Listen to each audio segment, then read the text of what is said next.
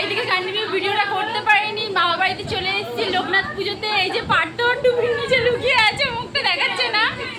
আর এখানে আছে মিষ্টি, মিষ্টি।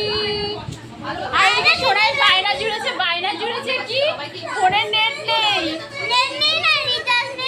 ওই তো রিচার্জ নেই বলে তো নেটটা নেই। ওই যে কান্নাকাটি শুরু করেছে, কাজে ফোনে নেট নেই বলে কাজে ব্লগ হচ্ছে।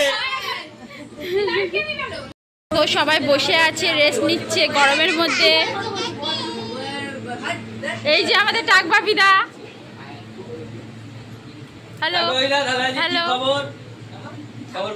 এই মামা বাড়ির পুজোর সেই লোকনাথ ঠাকুর যেটা পুজো করা হয়েছে, আর এইসব ঠাকুরগুলো রয়েছে। এই যে মামি এখন প্রসাদ বাড়ছে সবার জন্য।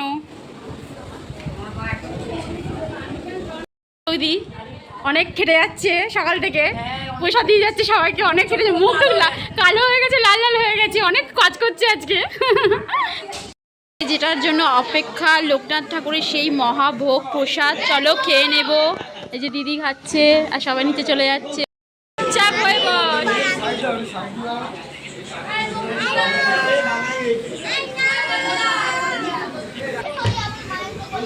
মিষ্টি তোমরা তো দেখতেই পারলে, প্রথমে নিয়ে নিলাম থালার মধ্যে নিয়ে নিয়েছি পোলাও, তার সাথে রয়েছে বেগুনি, আর রয়েছে কষা কষা আলুর দম, কাশ্মীরি আলুর দম।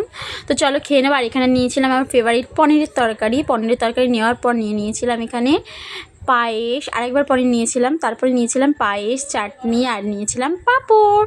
তো এই দুজনে সেম সেম পড়েছে আজকে, দুই বোন।